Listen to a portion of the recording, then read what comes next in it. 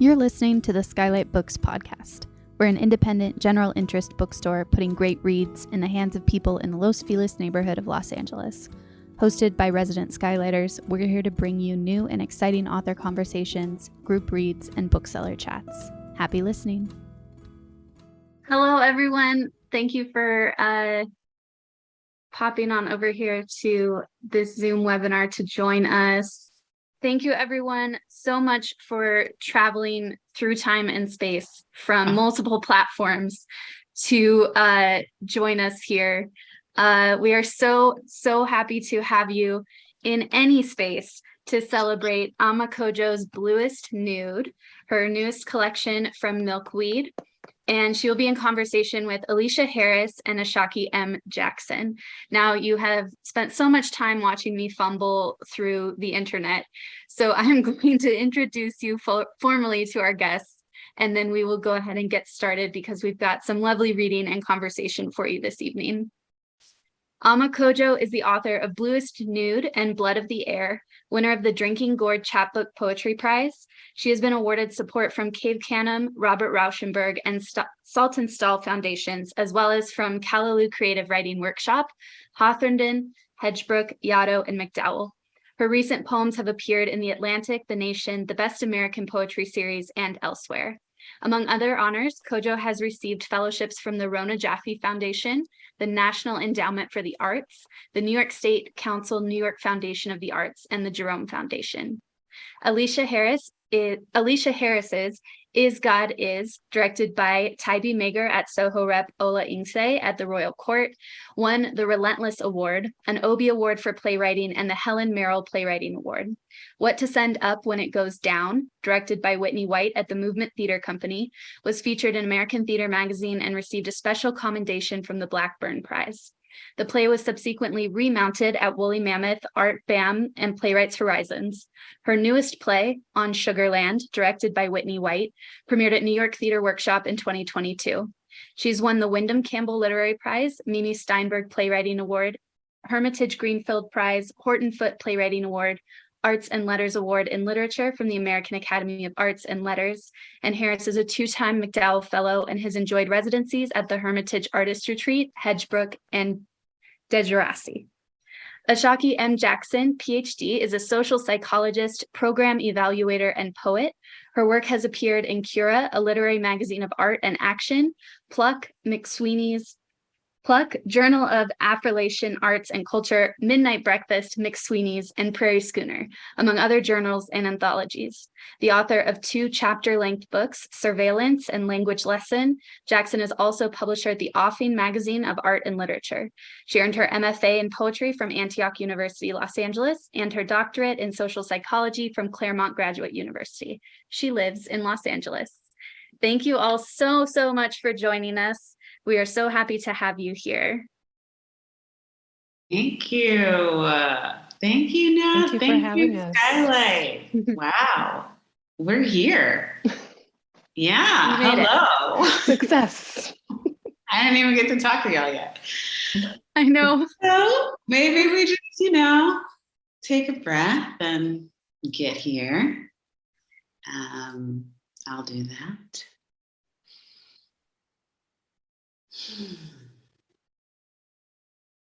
Yeah, lots of gratitude.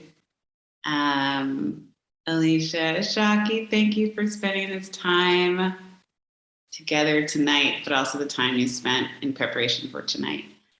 I'm going to start with a reading, and then we're going to have a really awesome geek out on the title poem of the collection. So, this first poem has a very long title. Poem after an iteration of a painting by Lynette Yedem Boakye, destroyed by the artist herself. A few times a week, Yedem Boakye painstakingly cuts oil paintings she believes aren't up to snuff. Instead of repriming the canvas, she reduces it to 2 by 2.5 meter pieces. She begins again. This isn't an Ars Poetica. Once I made love in daylight. It was a Saturday or Sunday in November or July. My lover and I stumbled toward the bedroom, turning our mouths and our stalk-like waist. I don't remember if I undressed myself. The edge of the bed felt precipitous. I'd forgotten almost everything about that day, except the competing limbs of kissing, walking, fucking. How confused my feet were until at last they did not touch the floor. It was my fault. I wanted so little.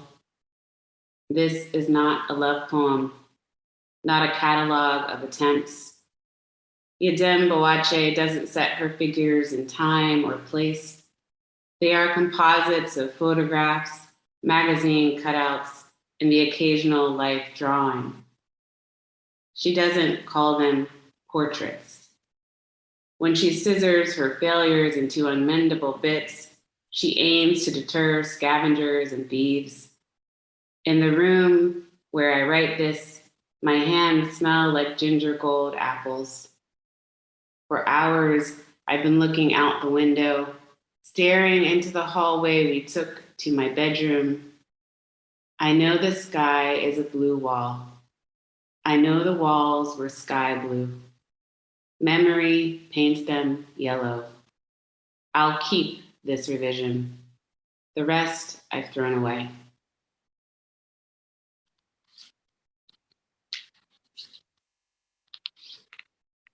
Head on Ice, number 5, after Lorna Simpson. She's cold as a snake, she'll cut you. She was dreaming her face had been cut out of a magazine of ice formations, the color of sapphire. She wasn't cut out to be a housewife. She undressed in the middle of the night. She wasn't cut out to be a soccer mom. She was hot and kicked off the covers. She saw him disappear by the river. She peeled the apple skin into one long ribbon until she lay naked in the grass. She wasn't cut out to be a den mother. Her hands were cold, only to discount her memory. She's cold-hearted. She always wanted ice sculptures at her wedding. They asked her to tell what happened of swans. Her hands were carved from ice. They asked her to tell what happened, only to discount her memory. At least he didn't cut her face. She wore a sapphire ring because, all that trouble with diamonds. The jeweler spoke of a classic cut. She was cold-blooded. Memory fell like a bang over her eye. She was streaked with melting. On her head, she wore a glacier, drifting like a wig.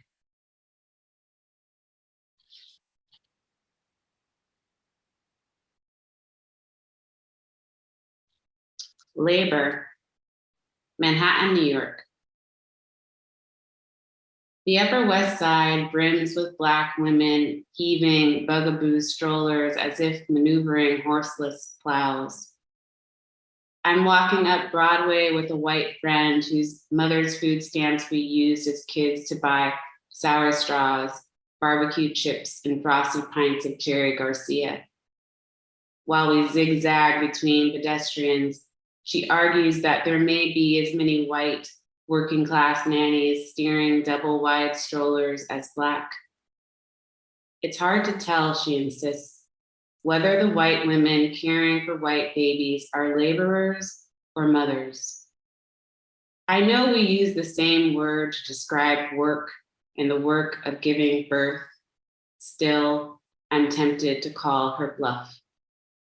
Today, I do not want children. I recall instances when I've been mistaken for mother, like last May, when a man clutching a fistful of blush roses wished me Happy Mother's Day. Or in the subway car, as a child beside me rested his head on my arm, a nearby passenger's eyes softened at our portrait. I claimed the sleeping child then. Briefly, I claimed him. More than once, I've held tightly the hands of my twin nephews, who could be confused for each other or as mine. Together, we've waited near the chasm of the street, gust of cars stealing their reflections. I've spent hours, brief minutes, tending to children I in no way labored for. And then, with some relief, I have let them go.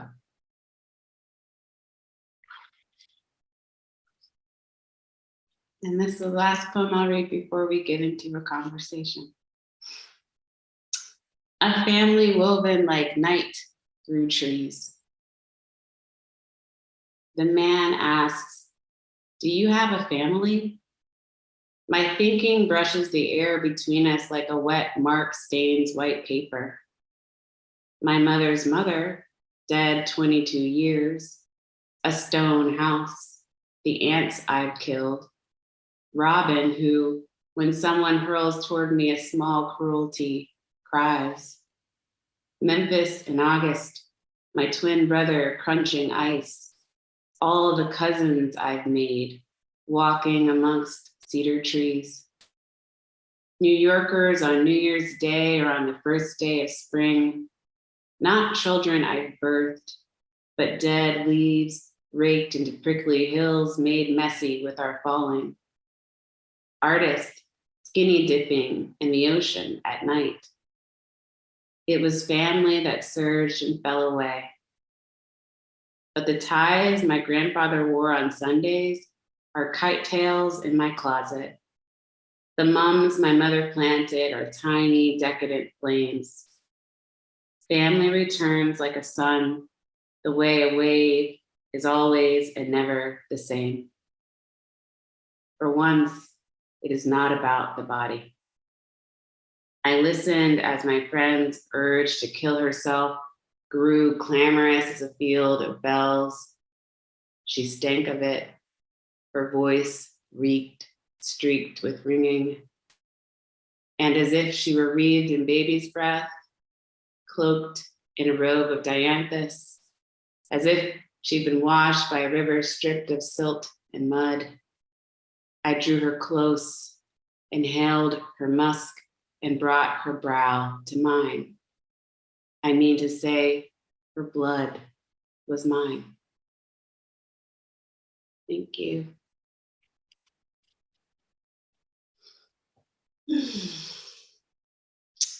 That was remarkable, remarkable. I can't tell you how much I enjoyed this book.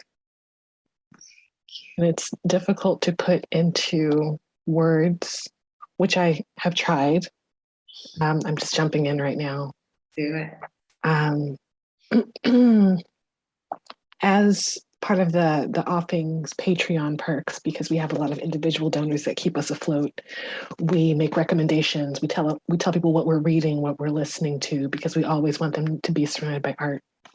And I talked about Bluest Nude in the last newsletter. And I was like, I responded to this viscerally. Every memory that was relayed by the speaker, I could feel, because it was a description of the body's memories or the body's participation in memories.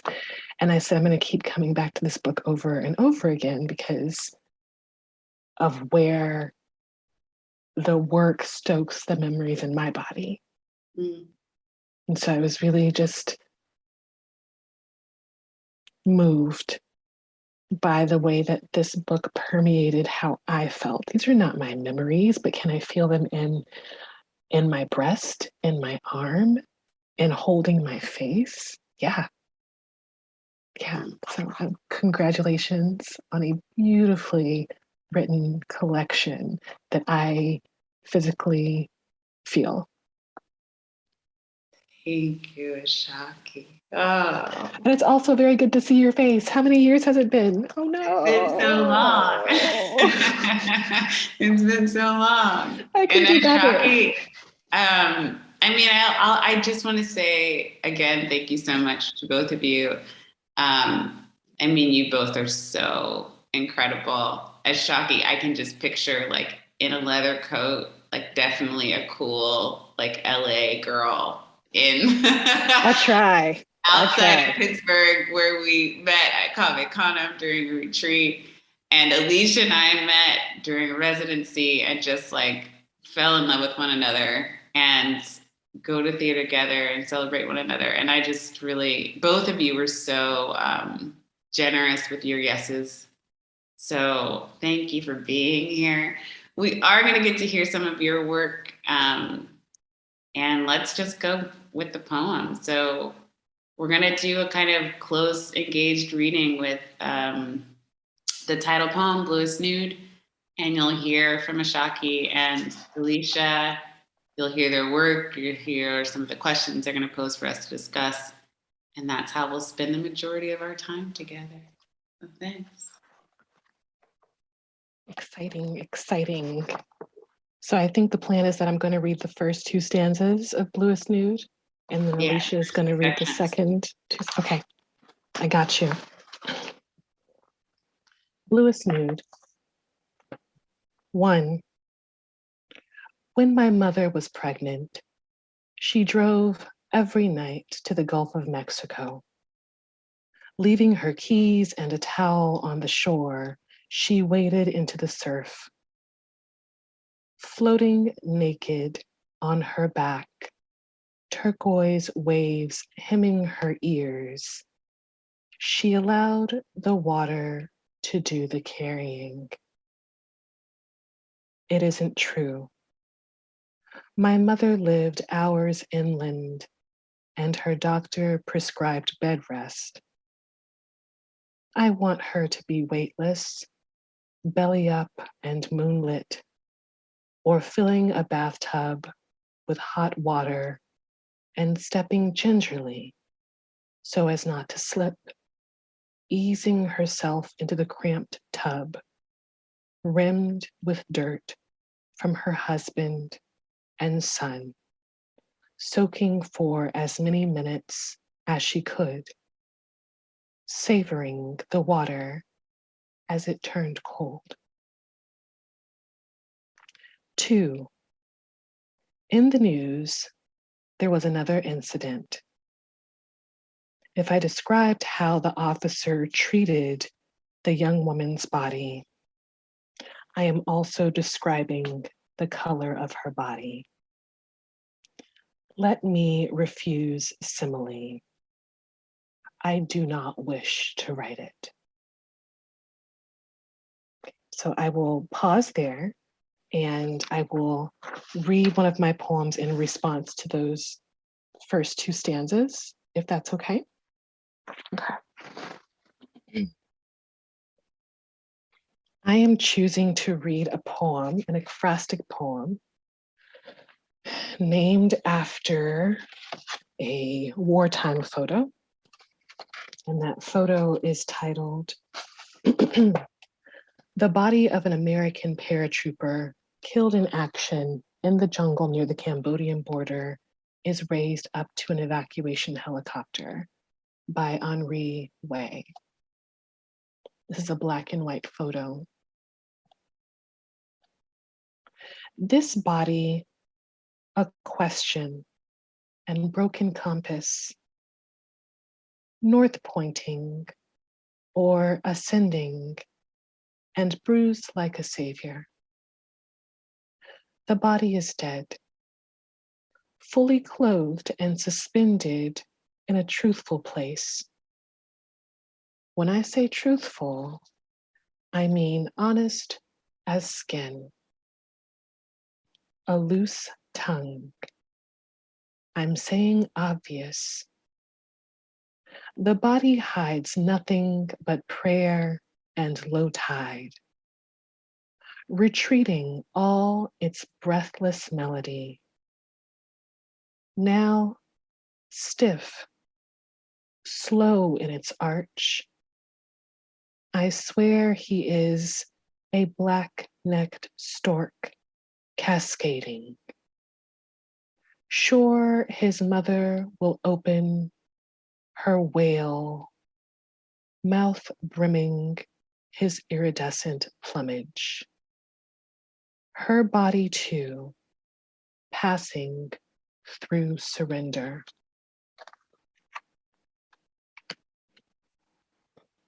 So when I read those first two stanzas, which they seemed so in contrast with each other, but there was the thread of the body that was clear as day because it comes, you know, in the middle of the book. So I was ready. I was like, where's my body? Give me that body. But what I was thinking of is the body being fragile and a keeper of memory, but also experiencing departures. So in the first stanza, like the unreliable narrator was like, yeah, my mom heads down to Galveston and she floats in the salt water because of its density and she escapes moonlit. But in actuality, she can't get that far. There's a tub with a ring around it.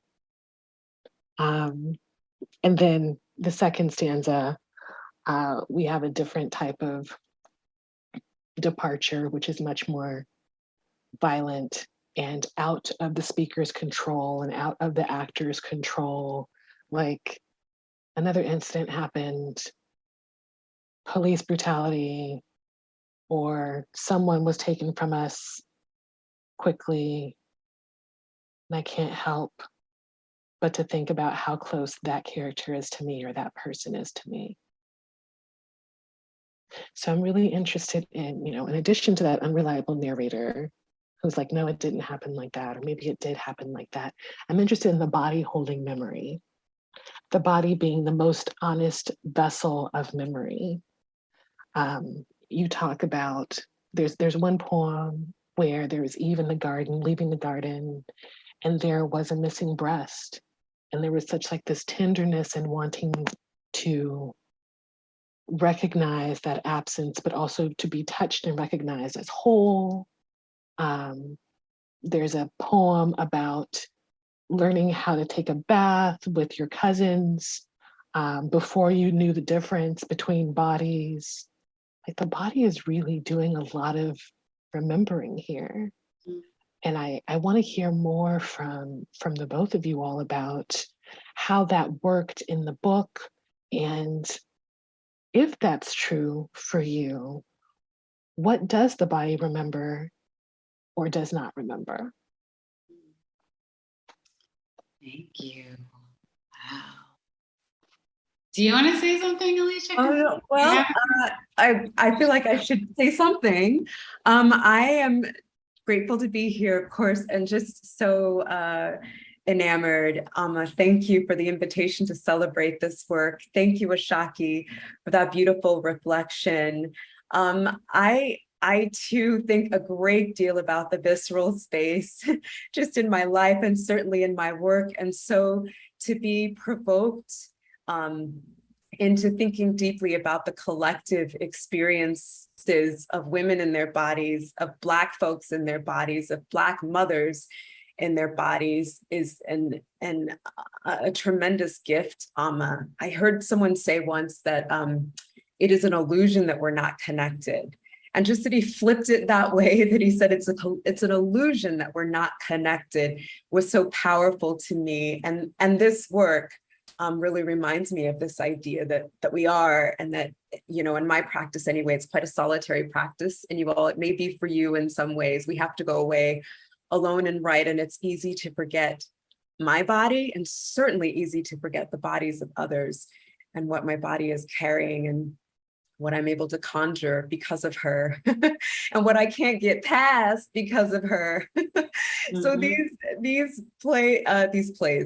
poems are a blessing, and they feel, as Ashaki said, I know that I'll be returning to this work. I'll be re-upping on my my sort of contact with the everything, if you will. Thank you.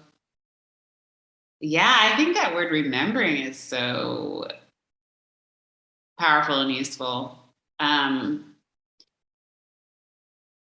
mean, in the way that, you know, that like coming together, that like unity, wholeness, the hope that within our body, there's some kind of restoration. And I mean, that has to do with like the personal and intergenerational trauma, and also like, you know, the outside world and like what our quest for justice and how that is a kind of remembering. And I think those are just so, those two dynamics are just really porous, like the personal, the political, the body, the kind of reflection of one's body in someone else's circumstance, violence. It's like, it's all there. Yeah, and I don't know if I was as conscious about that until like this period of time when I've been hearing people talk about the book. But the remembering is also in that first section about what one wishes, right? So the speaker is saying, this is what I wish. I wish my mother had a weightlessness. You know, I wish that she didn't have to carry all of that. Mm-hmm, mm-hmm. And it's just interesting to think about memory and remembering in that way. Like that sometimes our vision is not just about the future. Sometimes our vision is also about the past. Yeah, that's what I would say. That's beautiful.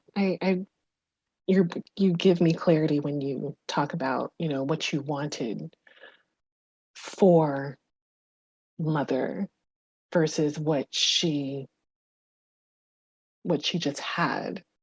Like, in what space are you giving memories or trying to reshape the truth of what was happening to accommodate a loved one? I find it just really interesting the way that you offer up such care for the people in the book through these memories. Like the idea that you wanted her to be in a car and leaving whatever was happening. Doesn't matter if it was like just too busy or really kind of tense, or she was just tired. She needed to go somewhere and be in a different place. That gift that you have given through body, through restoration, through the gift of controlling one's own body again. That's meaningful in a collection, you know, that talks about sometimes not being in that body or not having full control of that body, or other bodies getting in the way or being taken. So thank you for that clarification. Thank you for that. I have a question that just arose. I'm really interested, if you all don't mind. Do you think of yourselves as retroactively comforting other folks through your work? Like consciously? Does it feel like an act of love? It does as we talk about it right now. Yeah, it does. It does. But I hadn't really thought about it. What about you, Ashaki? For some people in my life, perhaps my my late grandmother, my late paternal grandmother, who had a lot of rough moments in her relationship, some issues with domestic violence. I write things as if she is stronger and more willing to throw hands. There are some heroic moments in her life, but I give her more of those in hindsight. So she's not here, and she's not here to tell her history. I'm going to tweak that a little bit. Wow. Thank you for sharing that. Thank you both. I believe at this time, if it's all right, I'm going to be reading a section of the next section of the title poem, as well as sharing a bit of my work. So we move on. 3. In the flower of my body, blossoms belonging at last to me, sovereign, places where I am no one but myself, peony and cracked vase, weeping beach and spiraled shell, siren, matron, Jezebel. A rush of bees enters me, and I am not stung. Petals unfold in night's bluest hymn. 4. The blue swimming pool, the blue in a record's groove revolving. The pink hydrangea turned powder blue, glory of the snow blue, blue-black blue, the blue of a bruise, wild blueberry blue, the blue you pick, the blue you choose, the blue that bucks us like a bull, the blue bowl full of lilacs, the blue that falls as tufts of hair from the barber's chair, the blue sun makes, the blue shade of a yellow pine, television blue, cadmium blue, blue twisted into the spools of your DNA, forking into 2 directions, blue darkening your knees, the blue you miss because, though it almost killed you, blue was for a season your home. And then, as she mentioned, Amma generously invited me to share a bit of my work that is related. I'm going to share a bit of a monologue. For context, the speaker is a Black woman in her 60s. She, in defiance of her community's struggles, they're engaged in a generations-long war. She dresses herself ostentatiously. And in this bit of language, she's speaking to a young girl. Begin. Are you getting your monthly visitor yet? Believe it or not, I don't get mine anymore. The menopause came to bless me early. Oh, it gets good with the menopause. Don't let anyone tell you different. Auntie Flo is a companion I have not missed in the least. Pregnancy, it's for animals, dear. Can you imagine? Breasts and ankles and middle swollen, kitty cat stretched like Play-Doh from here to kingdom come, unless you get the snip, in which case you're stuck with an ugly scar and an ugly baby. Gods, I nearly went the way of the cankled housewife come baby. He had a decent hairline, upward mobility in his career, and he never wore slouchy socks. Oh, the love we would make. If you're getting your monthlies, you're old enough to hear this. Oh, the love we would make. 1 month, my monthly didn't come and I knew. But then after a while of it growing in there, I woke up one morning and the belly was gone. No blood, no nothing. Mr. Upward Mobility offered that we should try it again. We did, same thing. So we tried again and again. Well, I suppose my body figured she'd put a stop to that nonsense, because after the 6th time, my monthly stopped coming. No more blood and no more chance of babies. The blood was done with me. Then he got called up and went over to the war. Then I was glad about all of it. What's the use of growing babies when they all get tossed one way or another into the jaws of... Seems my dear nature knew what she was up to. What do some people have against leisure, I wonder? Or is it just that they despise women like us so much that they can't stand the idea of us enjoying ourselves, enjoying our beauty? You know how to, pardon my language, make a motherfucker mad? Love this living. Love it in your fingernails and to the edges of your hair follicles. Motherfuckers hate that. So I felt like there was, thank you for allowing me the space. I felt like there was resonance between your language, Amma, and what I just shared, because of these expressions of desire for a space of sovereignty by the speaker in your piece and the speaker in mine, and also wanting a space of power that is drawn to the self from the self. This line, the bees that enter but do not sting, just conjures this image of a woman who sits in the knowledge that she is perhaps disdained, that there are cultural forces, that there's a gaze, which means her harm, but it can't penetrate her. She's self-fortified. And this woman who has managed to insulate herself against the slings and arrows, whatever they may be, is fascinating to me, empowering to me. And so thank you for that. I don't know, you can speak to your intentions, but that's what I gathered.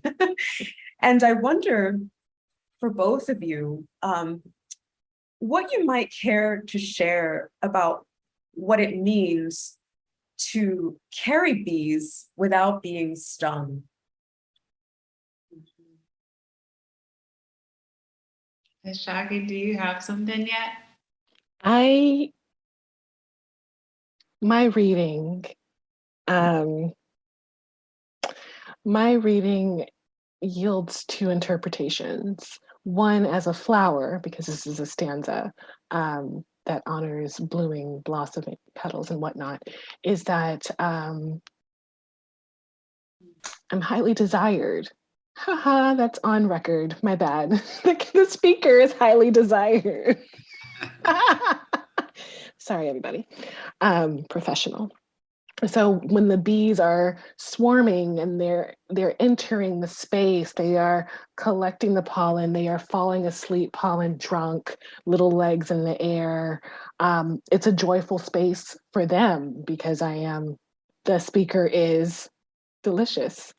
But also there's a sound that a swarm of bees make that also sounds either daunting to some or very joyful. Like in the hive, they are working, living, thriving, listening to Beyonce, whatever, they're doing things together. And it's just kind of like that energy within you could also be a celebration. Those were both of my reads. One, the swarm is a celebration within the person, or two, the bees are coming for the sweetness, the speaker's sweetness. Oh my gosh, Nat, edit this recording. They're coming for your sweetness. Yeah, I love that.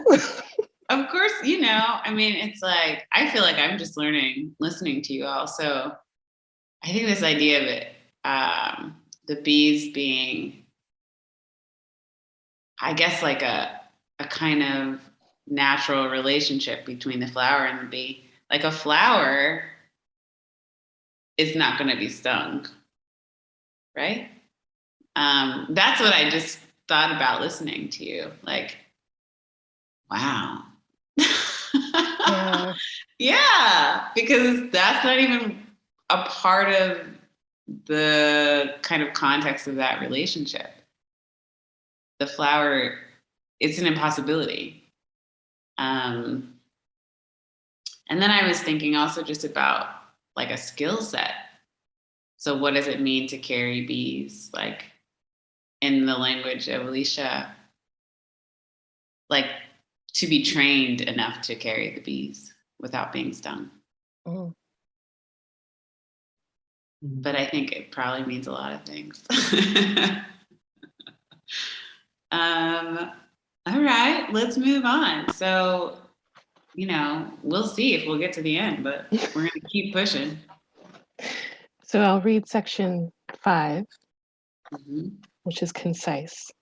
5. There was another incident. If I describe how the officer treated the young woman's body, I am also describing the color of my body. That's it. So this is the second time that incidents are mentioned, and these incidents, quite frankly, they interrupt our sense of safety, or they've just kind of revoked our sense of safety. They happen so often every other day. Every week we're hearing something about a loss, a murder. And I wonder, how do you as artists control how much these incidents permeate your writing process? So they're on the page. And I wonder if you're purposefully allowing it to move through you and come to the page. Are you pushing it to the side?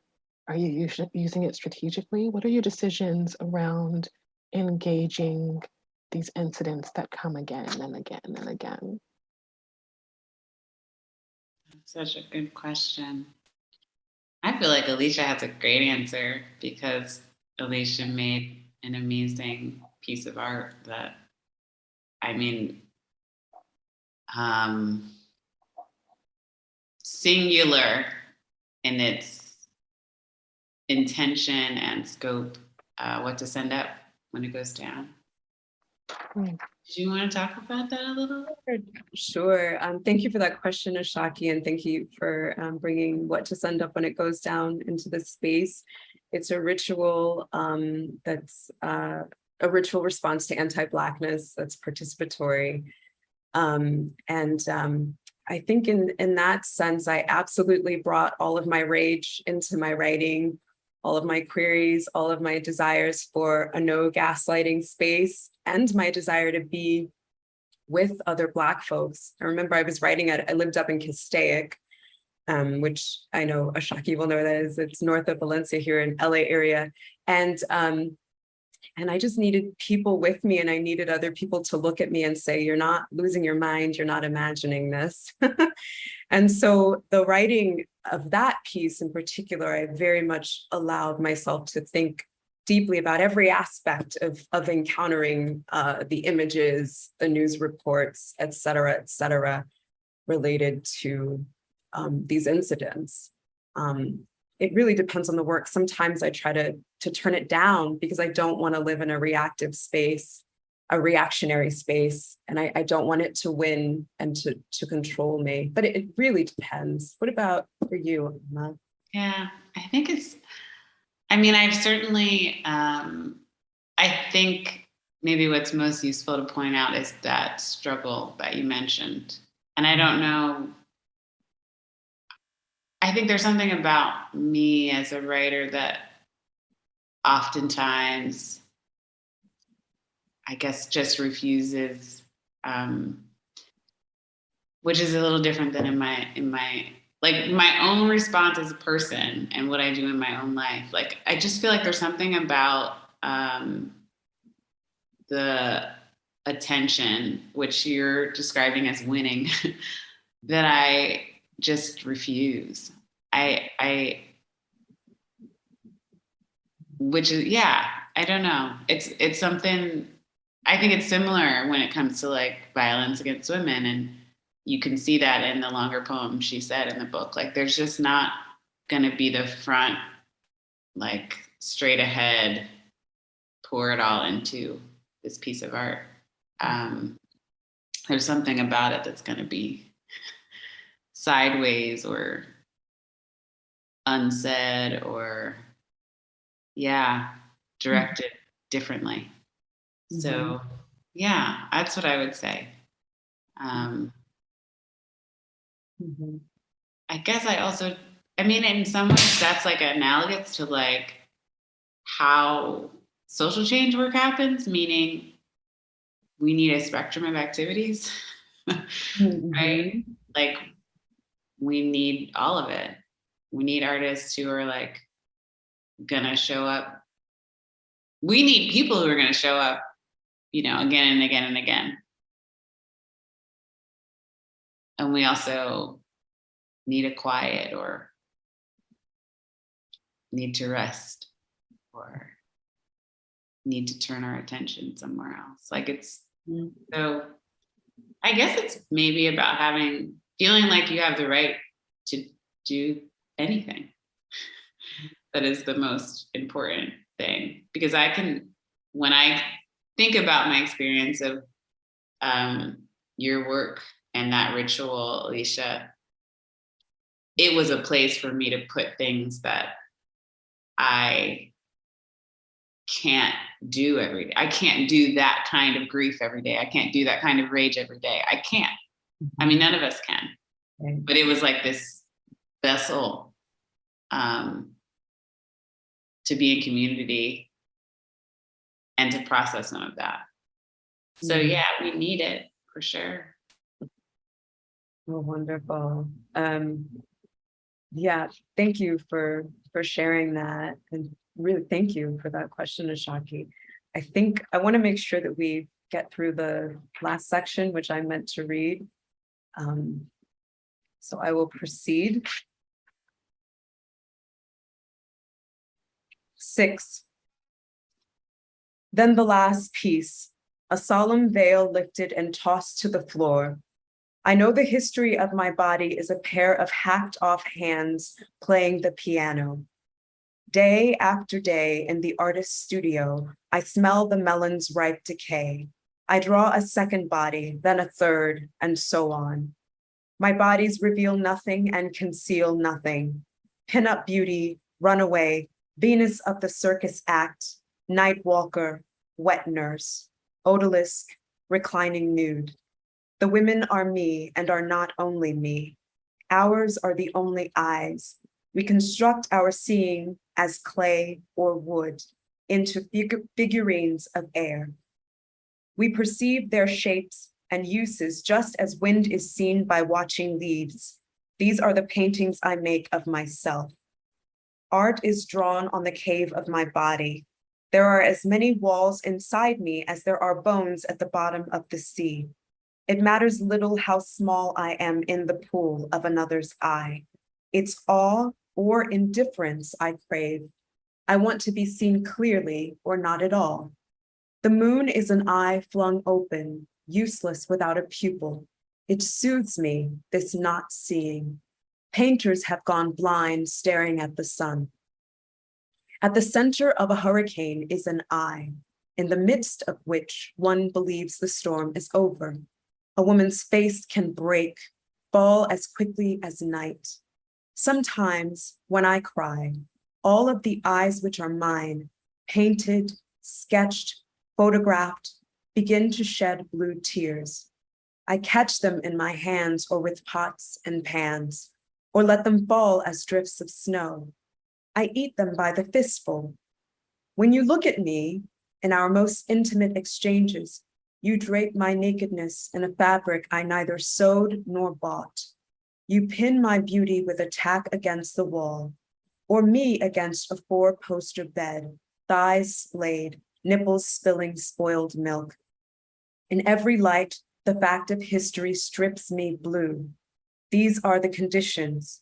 The point is to go on, drawing myself as water from a well.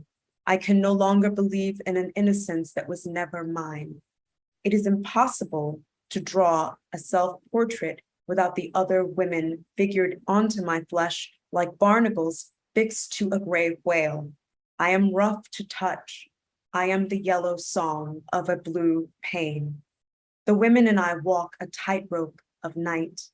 Our eyes adjust to growing darkness. We make of our vision knowingness. It's love the women and I make. Love fashions our sight. We drink from the waters that were once snow. We are quenched and we are thirsty.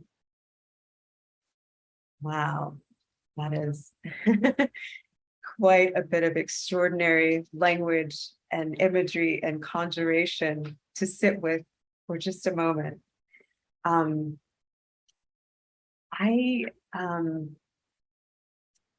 want to think about one section in particular. You write, sometimes when I cry, all of the eyes which are mine, painted, sketched, photographed, begin to shed blue tears. I catch them in my hands or with pots and pans, or let them fall as drifts of snow. I eat them by the fistful. And then near the end of the piece, there's another sort of invocation of consumption. When you say, we drink from the waters that were once snow, we are quenched and we are thirsty. This idea of like catching and hoarding and consuming what could be the body's proof of many things, including sorrow.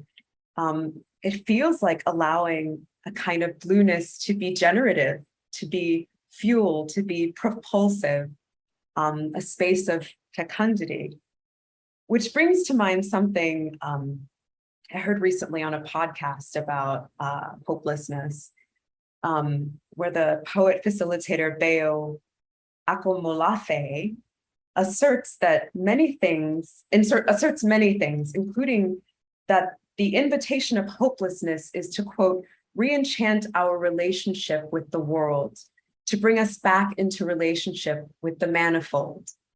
And I just thought that was such a beautiful framing or reframing, because I think hopelessness is is usually spoken about or thought about as just a space of defeat and despair, right?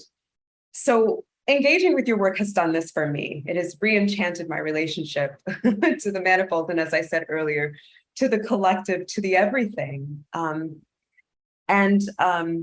I wonder what it has re-enchanted for you both, for you, Ashaki, as a reader who experienced this work as I did, in your own way, and for you, Amma, as its writer.